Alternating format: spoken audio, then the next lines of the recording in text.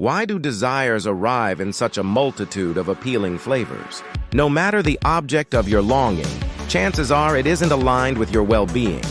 Of course, if your yearnings gravitate towards raw vegetables, meditation, affirmations, and altruism, this post might not resonate with you. However, for the majority, there comes a time when cravings surface for things that won't further their goals or lead to lasting happiness. Why do various types of cravings exist? It's not confined to material substances. Even behaviors can become ensnaring. The latest iteration of the psychiatric disorders classification is introducing behavioral addictions for the first time. Compulsive gambling will be rebranded as gambling addiction, and even internet addiction will find itself in the Needs Further Study section of the appendix. While sex addiction and sugar addiction haven't yet earned their spot in the psychiatric manual, clinical observations suggest they can be equally gripping and harmful for some sufferers. The consensus is clear.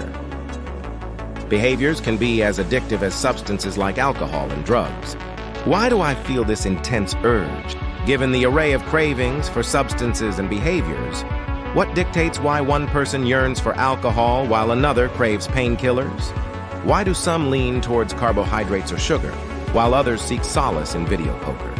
The truth is, we're only scratching the surface of understanding this. Genetics undoubtedly play a pivotal role. For instance, studies involving identical twins of alcoholic fathers who were raised by different families reveal an elevated risk of developing alcoholism, even in a non-alcoholic setting. Some twin studies indicate cocaine and opiate use might be even more heritable. The serotonin transporter gene has been linked to disordered eating. Gambling addiction appears more prevalent in identical twins, suggesting a strong genetic involvement in this behavioral addiction too.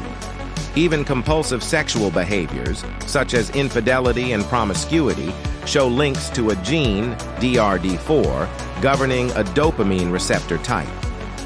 However, nature isn't the sole player. Research indicates family environment and social elements also exert influence. According to a study involving nearly 1,800 twins, the impact of these nurture aspects is most pronounced during early adolescence and tends to diminish with age. Environmental factors contributing to this equation encompass drug accessibility, weak family connections, and peer drug use. Yes, it holds significance. Individuals with intrusive sexual behavior in childhood or adolescence often have a history of abuse. Early exposure to gambling and poor family cohesion significantly heighten the risk of developing gambling addiction. Low self-esteem, bullying, and depression elevate the likelihood of binge eating. Broadly speaking, childhood exposure to addictive substances and behaviors, particularly without adequate support, can undeniably shape the nature and intensity of our cravings. Trauma exacerbates this scenario. The saying, "there's no accounting for taste," holds limited truth at best. Cravings are intricate, yet they're steered by both genetic and social elements.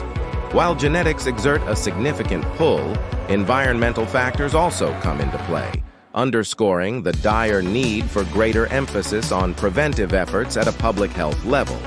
Should these ideas linger in your mind, make sure to tap the thumbs up and join our community by hitting that subscribe button.